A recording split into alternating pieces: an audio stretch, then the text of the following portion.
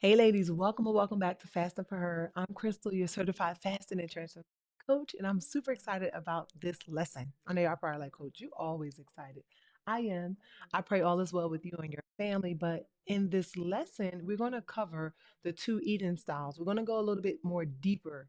I've talked about and shared what a ketobiotic eating style is and what a hormone feasting eating style is. We're also going to cover insulin, the importance, what it is, and what it's actually doing to our body. So, learn to eat with your hormones, discovering how to work with your body's natural rhythms, not against them. This is about partnership with your metabolism. You'll gain clarity on fasting benefits, insulin patterns, carb targets, and exactly when to use each eating style for maximum result. So, you're also going to walk away with a plan. By the end, you'll know precisely how many carbs to eat. And remember, we don't count calories, we count macros, when to eat them, and why it matters for your unique hormonal blueprint. Quick reminder, we are all here because we all wanted to learn how to fast and the benefits, how fasting benefit us. So fasting is not about deprivation. It's about giving your body the metabolic break it needs to heal, reset, and to thrive. When we fast, strategically, we activate powerful cellular processes that transform our health from the inside out. Think of fasting as pressing the reset button on your metabolism. It's one of the most powerful tools we have for reclaiming our energy, clarity, and our vitality. So, fasting activates fat burning, it builds flexibility, it reduces inflammation, it sharpens our mind, and it balances our glucose, aka blood sugar. Now, here is why most women struggle because we have the same routine, right? And different results. We eat the same way every single day, all month long, and or ignoring the fact that our bodies have different needs throughout our cycle. We ignore our hormonal shifts. We push through when our hormones are asking us to nourish differently, leading to metabolic resistance and frustration. Fear based, you hear it all the time. I know I do. Women say, "Oh, I can't have carbs because carbs is going to make me gain weight." Carbs, whole carbs, let me be clear, is like what we need. Okay. So, whatever you do, please trust the process and do not run away from eating carbs. We fear carbs during the times our bodies need them, or we avoid healthy fats when they're essential for hormone. And then the painful results. Our energy crashes, our cravings intensify, we get these mood swings, our weight loss will plateau, and then feeling that nothing work anymore. I meet so many women like, you know what? I tried this, I tried this, I tried that, and nothing works. So remember, it's not what you eat, it's when you eat and how.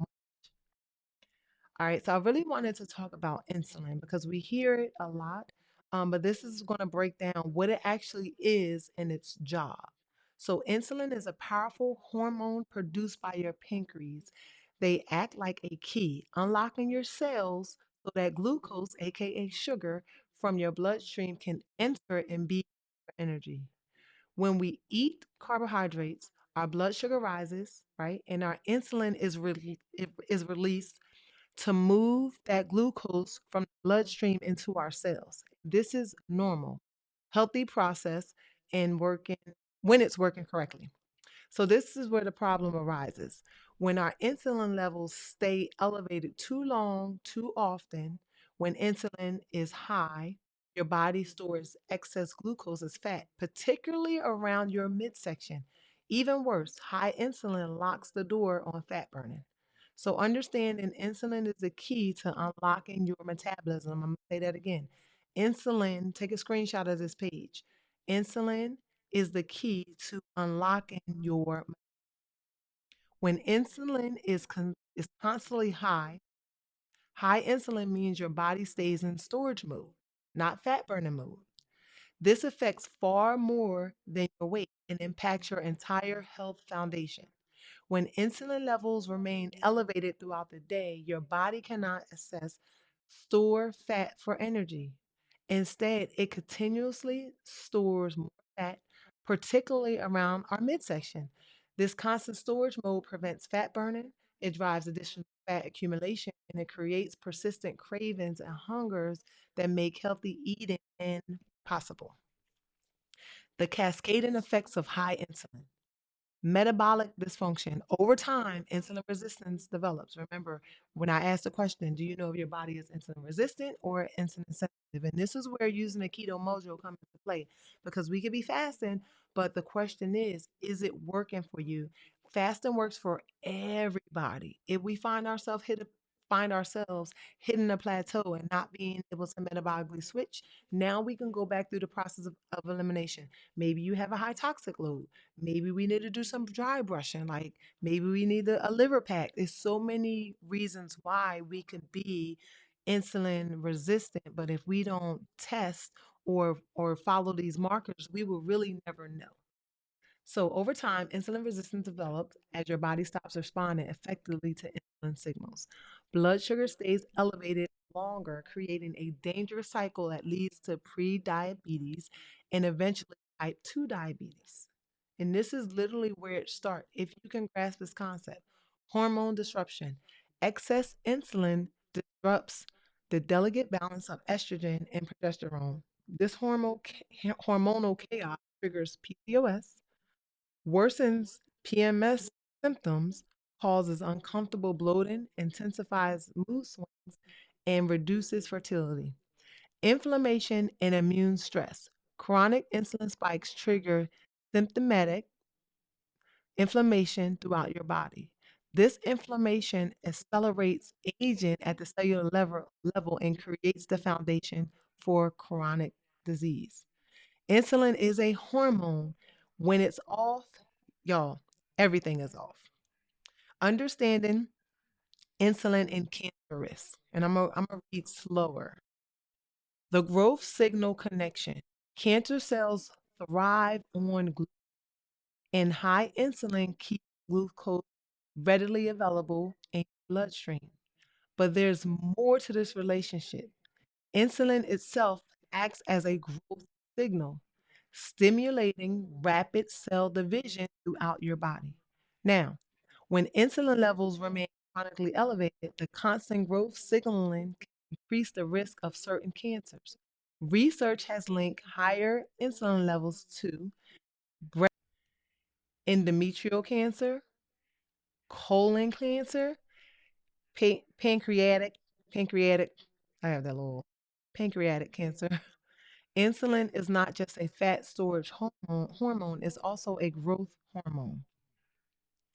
Your brain on high insulin, cognitive clarity suffers. High insulin levels directly impair your mental sharpness and focus. That persistent brain fog you experience isn't just fatigue, it's a metabolic signal. Memory loss connection. Insulin resistance in the brain is strongly linked to memory problems and cognitive decline. Alzheimer's disease is increasingly referred to as type 3 diabetes because of its profound connection. Mental fatigue becomes normal. When your brain can't effectively use glucose for energy due to insulin resistance, brain fog and mental exhaustion feel like your new baseline, but don't have to be. Now, heart health and cellular aging. Insulin and heart health. High insulin increases triglycerides, promotes artery. Every time I try to say this word, I'm going to say arterial. That's not how you say it, but plaque buildup. What is great. I get so tongue tied and elevates blood pressure. These factors significantly raise your risk of heart disease and stroke. It slows down cellular repair. And this is where fasting, I know I'm putting the cart before the horse. This is the benefits of fasting when we talk about autophagy. Autophagy is our cells cleaning themselves out. When insulin remains constantly elevated, your body rarely triggers autophagy, the essential cellular housekeeping process. Autophagy cleans out damaged cells and cellular waste. Without it, damaged cells accumulate and accelerate aging. So, what does fasting do? It gives your body time to clean itself from the inside out. The stress the sleep, the mood, and the stress triangle. So, stress spikes cortisol.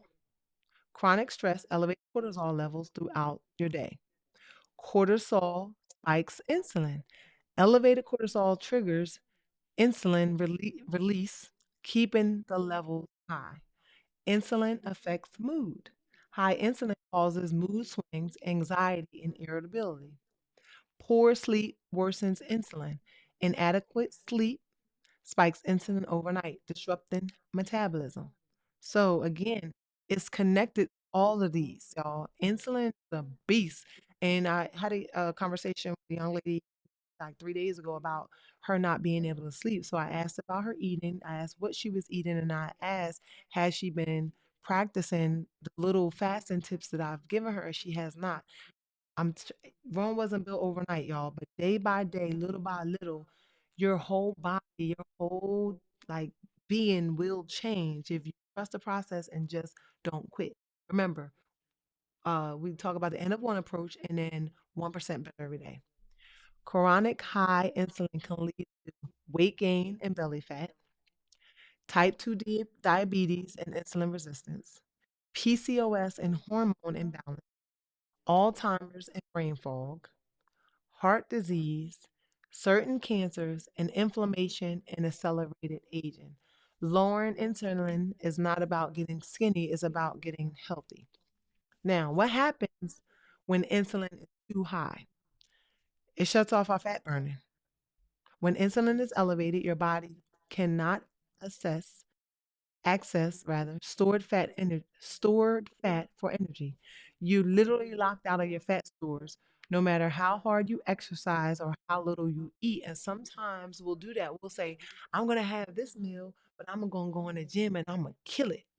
Doesn't work. You cannot outtrain a bad diet. Same, is with eating. I'll just eat a little here, a little there. You cannot outtrain a bad diet.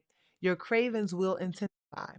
We've had people share in our group how when they started fasting, their desire for certain things literally started to disappear. It really worked.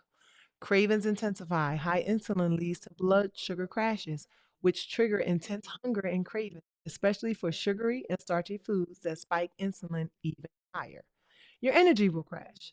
The constant insulin roller coaster leads to mood swings, irritability, brain fog, and crushing fatigue that no amount of coffee can fix. Because sometimes we just be like, I need more coffee, I need more energy, I need more tea. And while you're getting it, it is allowing your body to move, but it's not always the healthiest thing for you. And belly fat storage. When we start to put on weight, right, you can notice it in the belly section. This is where our visceral fat is. This is where a lot of diseases hang out and they start to grow. Chronic Chronically elevated insulin promotes fat storage, particularly visceral fat around your organs and midsection, which is the most dangerous type of body fat. So here's a critical truth. You cannot burn fat in a high insulin state. This is why managing insulin is the foundation of metabolic health. So I hear what you're saying, coach. You're talking about this insulin and how it's constantly being called out and spiked and high and all the things. But how does fasting help insulin? Well, for one, it decreases insulin naturally. When you fast, our insulin level starts to drop significantly, allowing your body to finally access stored fat for fuel. It activates fat burning. Fasting gives your body the metabolic space it needs to switch from burning sugar to burning fat, which is what we all want to do, that metabolic flexibility in action. Supports hormonal balance. Lowering insulin means better hormonal communication, improved metabolic repair, and a body that can finally hear what it needs. So, fasting is one of the most powerful tools we have for insulin management. It's not about restriction, it's about giving your metabolism the time and space it needs to function optimally. All right, now our two eating styles. We have our ketobiotic and we have our hormone feasting. Ketobiotic is our low carb, high fat strategy for deep metabolic repair and fat burning. And then our hormone feasting, strategic carb increase to support progesterone, mood, and recovery. So these are not diets. Let's write them down. Crystal do not have me on the ketobiotic diet. Crystal do not have me on a hormone feasting diet. These are not diets. They're hormonal strategies. So you're not choosing between good or bad, you're choosing the right tool for the right phase of your cycle, which we're going to go into. But first, ketobiotic. So our ketobiotic style, ladies, is us consuming 50 grams of carbs or less a day during our ketobiotic style. We can have as many fats that we want. We want good fats though. We can have moderate protein, right? Moderate to high. If you're looking to put on some muscle, the suggestion is this. Let's just say, and my goal is 190 pounds. I'm gonna do my level best to consume between 180 and 190 grams of protein a day. And then ketone production. It supports ketone production for brain clarity and sustained energy. Best for fat burning, mental clarity, deep insulin control, and metabolic flexibility. This is your power phase fuel. So if you remember, day one of your period to day 10 is power phase one. What are we doing? We're lowering our carbs and we can lengthen our fasting times, right? It is supporting our it's right here. Come on, out. What is our okay, Lord. My brain just went blank, but I'll be back. It's a hormone that it supports. It's our female estrogen. It supports our estrogen during this time.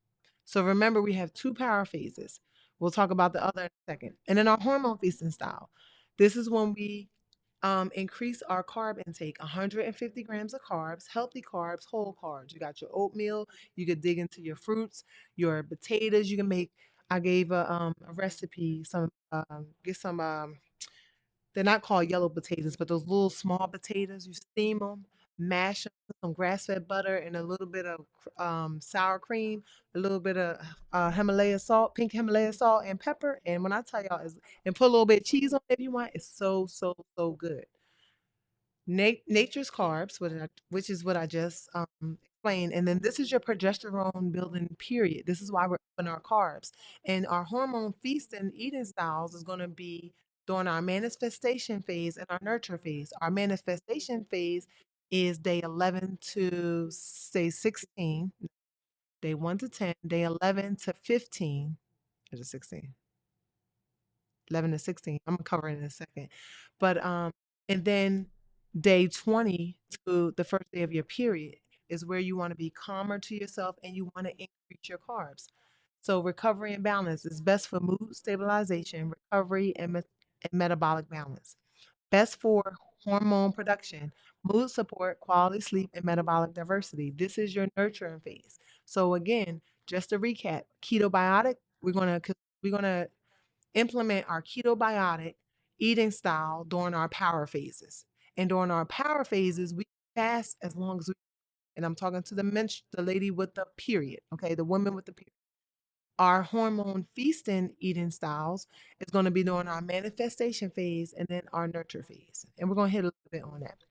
So why, Crystal, do you want us rotating our eating styles? So let's talk about the four phases I just discussed. Understanding where you are in your cycle determines which eating style will serve you best. Here's the break. When you see day one, that is day one of your period. If you see a spot, that's day one. We're going straight to our power phase. What are we doing on our power phase? We're implementing our keto biotic eating style. All I need you to do is count your carbs. Don't go over 50 carbs. You don't have to hit 50. You could do 20, you could do 30, you could do 40. Just do your level best not to go over 50.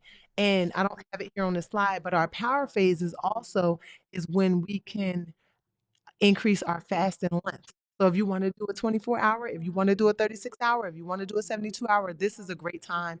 It will literally serve your hormones at this time. Manifestation is day 11 to 15. This is when we're in our hormone feasting. So we're going to increase our carb intake, 150 carbs, right? It supports ovulation and estrogen. And then we have our power phase number two, which is day 16 to 20. We're bringing back our ketobiotic eating style, bring them carbs back down, 50 grams of carbs, returning to fat burning and clarity. And then our nurture phase, day 21 to the first day of our period. We're back to our hormone feeding. This supports our progesterone building period and prepares for our our menstrual. And I will also say this too. I had a thought in my head for a second. Okay, so we have our power phases, and then we have our nurture. It'll come back to me. Hormone feasting food. So here's an example of a 150-gram carb day. You can go into your oatmeal, your overnight oats, get you some fruit, starchy vegetables, sweet potatoes, butternut squash, pumpkin seeds, beets, our fresh fruits, berries, apples, bananas, citrus fruits, legumes, black beans, lentils, chickpeas, your pinto beans. These nutrient-rich carbs support hormone production, particularly progesterone and serotonin, while providing the energy your body needs during these key cycle phases. It came back to me what I was going to say. So let me go back real quick to this slide. So if you are a woman under my voice and you're saying, well, Crystal, I don't have a 28-day cycle or a 30-day cycle. My period, she just pop up whenever she wants. This is what I want you to lock in on, and this is what I want you to do. This is help us to balance our hormones, okay? So let's just say you're like, I don't know when my period is coming. And let's just say it come on 3 days from now. The moment you have your first bleed, you're going right back to day one. Now, say you go back to day one and you're on your period for 6 or 7 days. And let's just say she disappeared for a week and she reappeared. When she reappear, you go right back to day one.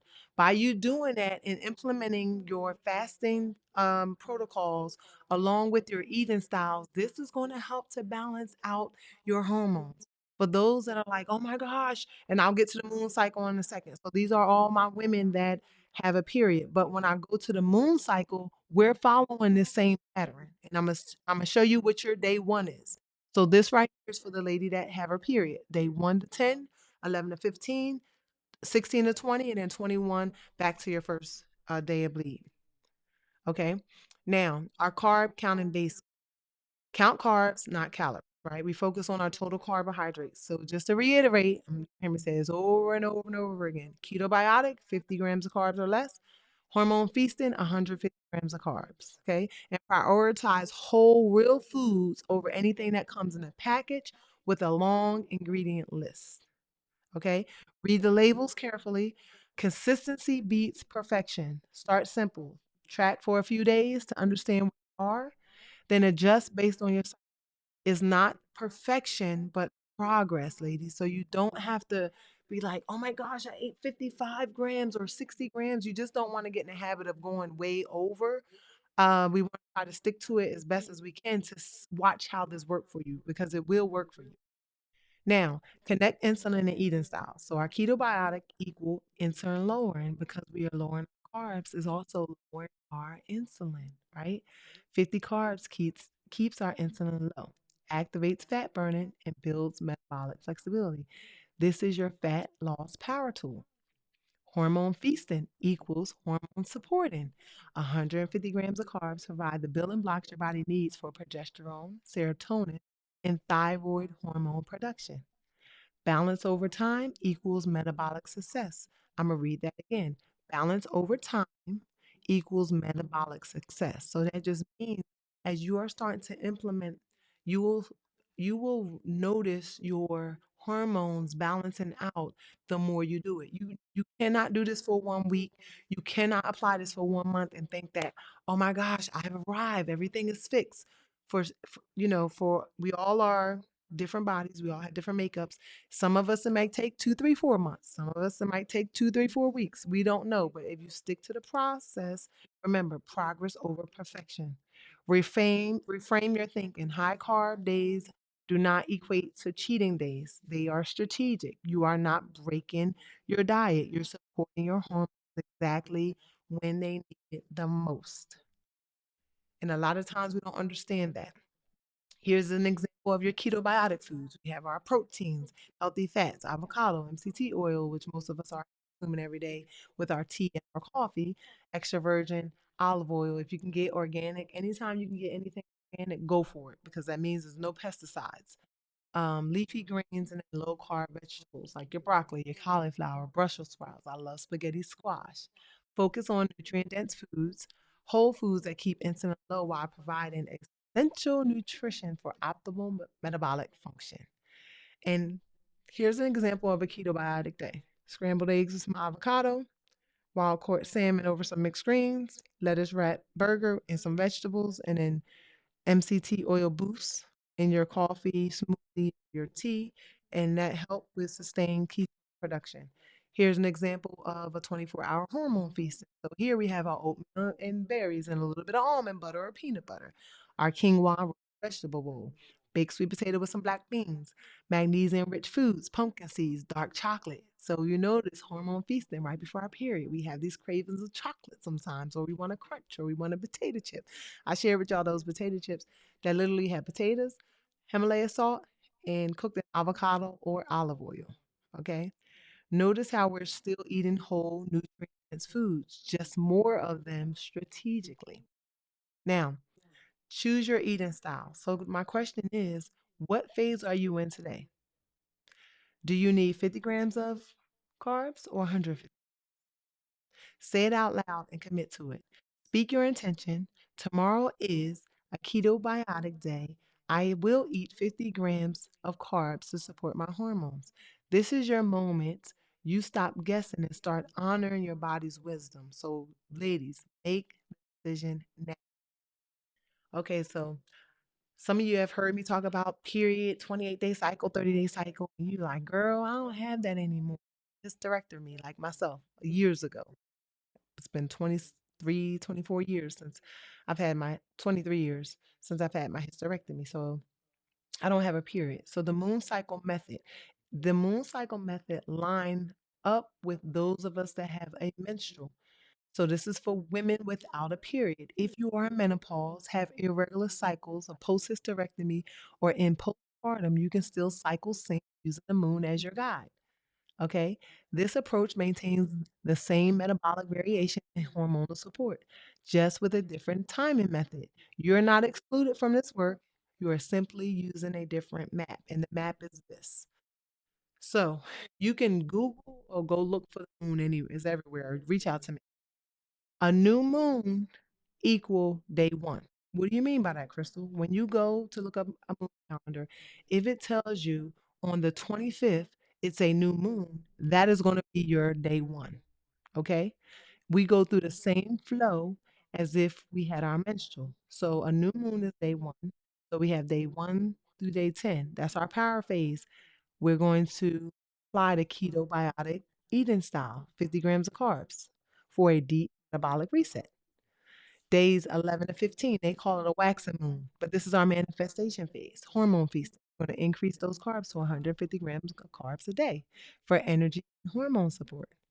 So for those that are like, oh, I have these hot flashes, if you follow the rhythm and the flow, your hot flashes should balance out to where you like little to where you're barely even noticing them.